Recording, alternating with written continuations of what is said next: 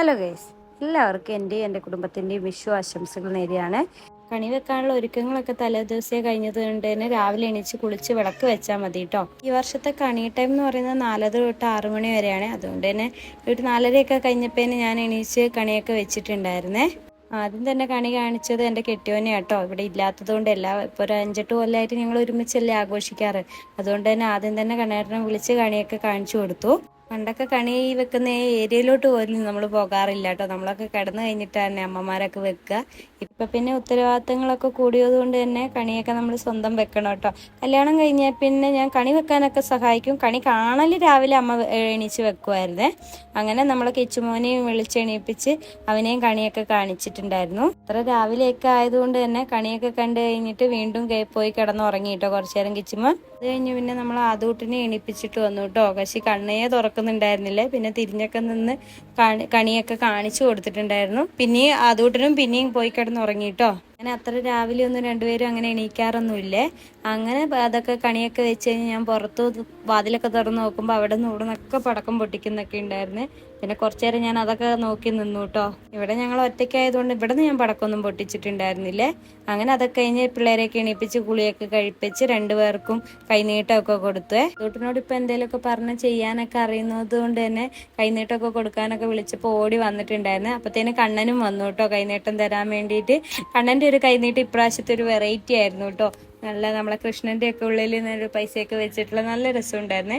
ഞാനും കൊടുത്തു, അവനും തന്നു കേട്ടോ. ഇളയവരിൽ നിന്ന് വാങ്ങാൻ പാടില്ല. കൃഷ്ണനെ കണ്ടപ്പോൾ ഒരു രസം തോന്നിയേ. അങ്ങനെ ഞങ്ങൾ മേലെ വീട്ടിലൊന്നും ആക്കിയിട്ടുണ്ടായിരുന്നില്ല. അങ്ങനെ ഞങ്ങൾ എല്ലാവരും കൂടെ ഒരുങ്ങി താഴെ വീട്ടിലോട്ട് വന്നേ. ചുമ്മാ പോയ വാഴും വീട്ടിലെ കണി വെച്ചത് നോക്കുമായിരുന്നു കേട്ടോ. പണ്ടൊക്കെ നമ്മൾ അങ്ങനെയല്ലേ, ഈ വീട്ടിൽ എന്തൊക്കെ വെച്ചു ആ വീട്ടിൽ എന്തൊക്കെ വെച്ചു എന്നൊക്കെ പോയി നോക്കുമല്ലോ. കുച്ചു ആണെങ്കിൽ രാവിലെ തന്നെ മേക്കപ്പിലാണ്. അതിൻ്റെ ഇടയ്ക്ക് മൈലാഞ്ചി ഇട്ടതൊക്കെ എന്നെ കാണിച്ചും തരുന്നുണ്ട്. ആദൂട്ടൻ അപ്പത്തേനും മായക്കൂട്ടിന് കൈനീട്ടമൊക്കെ കിട്ടിയതൊക്കെ പറയാനും കാണിക്കാനൊക്കെ വേണ്ടിയിട്ട് ഓടിപ്പോയിട്ടുണ്ടായിരുന്നു. തവണ എല്ലാവരും കൂടെ വീട്ടിലാണ് വിഷു ആഘോഷിച്ച്. അങ്ങനെ എല്ലാവരും പരസ്പരം വിഷു ആശംസകളൊക്കെ അറിയിക്കുന്നുണ്ടായിരുന്നു കേട്ടോ. പിന്നെ കുറച്ച് നേരത്തേക്ക് കൈനീട്ടം കൊടുക്കലും കൈനീട്ടം വാങ്ങലൊക്കെ ആയിരുന്നേ. പിന്നെ എപ്പോഴും 1 രൂപയായാലും നമ്മൾ സന്തോഷത്തോടെ കൈനീട്ടി സ്വീകരിക്കണം എന്നല്ലേ പറയാറ്. അങ്ങനെ ഞാൻ എല്ലാവരെയും അനുഗ്രഹമൊക്കെ കൊടുക്കുന്നവരെ കൊണ്ട് വാങ്ങുന്നവരെ കൊണ്ടൊക്കെ മേടിപ്പിച്ചിട്ടുണ്ടായിരുന്നു കേട്ടോ. അങ്ങനെ ആദൂട്ടൻ പിന്നെ എന്ത് കൈനീട്ടം കിട്ടിയാലും ആദ്യം എനിക്ക് കൊണ്ടുതരും. എന്നിട്ട് കിച്ചുവിനും കൊടുക്കാൻ വേണ്ടി പറയൂ കേട്ടോ. അപ്പോൾ തുമ്പിക്ക് കൊടുക്കാനും പറയുന്നുണ്ട്. തുമ്പിമോളുടെ ആദ്യത്തെ വിഷയമാണല്ലോ. അങ്ങനെ മോക്കും കൈനീട്ടം കൊടുത്ത് നമ്മൾ പണ്ടൊക്കെ എന്ന് വെച്ചാൽ കൈനീട്ടം കിട്ടിയ എല്ലാവരും പരസ്പരം നിനക്ക് എത്ര കിട്ടിയിടി എനിക്ക് എത്ര കിട്ടിയെന്ന് ഇങ്ങനെ അന്വേഷിക്കൂലേ. ആ ഒരു തരം ഞാൻ മക്കളിലും കണ്ടു കേട്ടോ. അങ്ങനെ അമ്മമ്മേന്റെ കയ്യിൽ നിന്ന് തുമ്പിമോളും കൈനീട്ടം വാങ്ങണം. എൻ്റെ അമ്മമ്മേന്റെ കാലൊക്കെ ഞാൻ പിടിപ്പിച്ചിട്ടുണ്ടായിരുന്നു കേട്ടോ. അതുപോലെ തന്നെ ആദൂട്ടം മേടിച്ചപ്പോഴും കിച്ചൂട്ടം മേടിച്ചപ്പോഴും ഞാൻ അനുഗ്രഹമൊക്കെ അവരെ കൊണ്ട് മേടിപ്പിച്ചിട്ടുണ്ടായിരുന്നേ.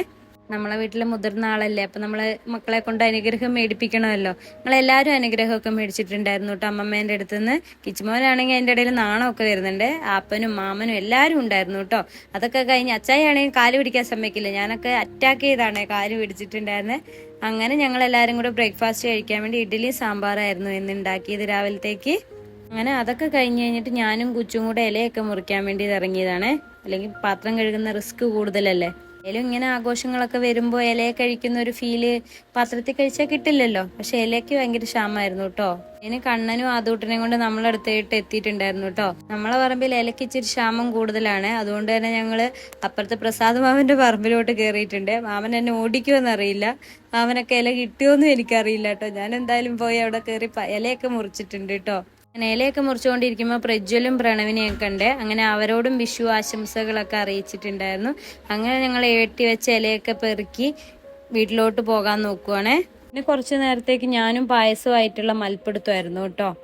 അതൊക്കെ കഴിഞ്ഞ് ചൂട് വേർത്ത് നിൽക്കുന്ന സമയത്തുണ്ട് മാമൻ ഐസ്ക്രീമും ഒക്കെ ആയിട്ട് വാങ്ങിയിട്ട് വരുന്നു.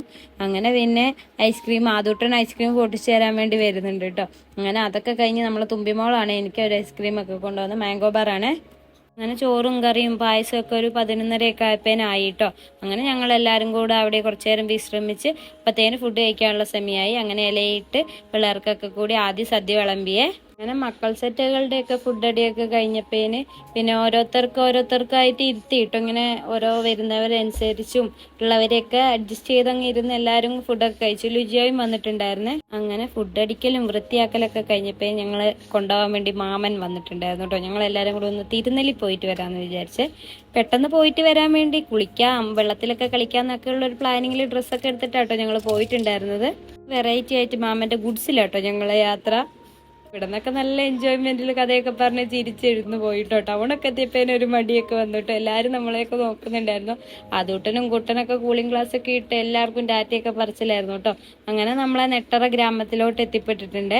അത്യാവശ്യം നല്ല തിരക്കുണ്ടായിരുന്നു കേട്ടോ. കാരണം വണ്ടികൾ റോഡിന്റെ 2 സൈഡിലും നിർത്തിയൊക്കെ ഇട്ടിട്ടുണ്ടായിരുന്നു. കാരണം ഞങ്ങളെ പ്ലാനിങ് തെറ്റുന്ന ഇത് കണ്ടപ്പോഴേ ഞങ്ങൾക്ക് ഫീൽ ചെയ്തു കേട്ടോ. എന്നാലും വേണ്ടില്ല, വീട്ടിലെത്തി ബാക്കി വൈകുന്നേരം ആകുമ്പോഴേക്കും നോക്കാന്നുള്ള പ്ലാനിങ്ങിനാണ്. അവിടെ എത്തിപ്പേനുണ്ട്. അവിടെ റോട്ടില് ചെറിയ ചെറിയ കച്ചറയൊക്കെ ആയിട്ട് കൊച്ചു നിൽക്കുന്നുണ്ടായിരുന്നു. പിന്നെ ഞങ്ങളൊക്കെ ഇറങ്ങി കുറച്ച് കഴിഞ്ഞപ്പോൾ പുഴയിൽ പോയപ്പോഴത്തേനും അവിടെ അനിത ചേച്ചിയൊക്കെ ഉണ്ടായിരുന്നു. അനിത ചേച്ചിയും ഫാമിലി എല്ലാവരും. അങ്ങനെ അവരോട് ഹായ് ഒക്കെ പറഞ്ഞ് പിള്ളേരെ കുറച്ചു നേരം വെള്ളത്തിലൊക്കെ ഇറക്കി കളിപ്പിച്ചു കേട്ടോ. അങ്ങനെ ഇത് നമ്മളെ മേമേന്റെ മോളാട്ടോ അമ്മു. പിന്നെ പിള്ളേരെ ഇങ്ങനെ നോക്കിക്കൊണ്ട് നടന്നോളൂ കേട്ടോ. അങ്ങനെ പിള്ളേരെയും കൊണ്ട് വെള്ളത്തിലൊക്കെ ഇറങ്ങി വൈകുന്നേരമൊക്കെ ആയപ്പോൾ ചോറും കോഴിയാണ് ഉണ്ടാക്കിയിട്ടുണ്ടായിരുന്നത്. അങ്ങനെ ക്യൂ സിസ്റ്റത്തിലൂടെ പിള്ളേരൊക്കെ സെറ്റ് 1 by 1 ആയി ഭക്ഷണമൊക്കെ മേടിച്ച് കഴിച്ചു കേട്ടോ. അപ്പൊ ഇതോടുകൂടി ഈ വർഷത്തെ വിഷു ആഘോഷങ്ങൾ ഇവിടെ തീരുവാണേ. അപ്പൊ അടുത്ത വീഡിയോ ആയിട്ട് വരാൻ. Tata bye bye, take care.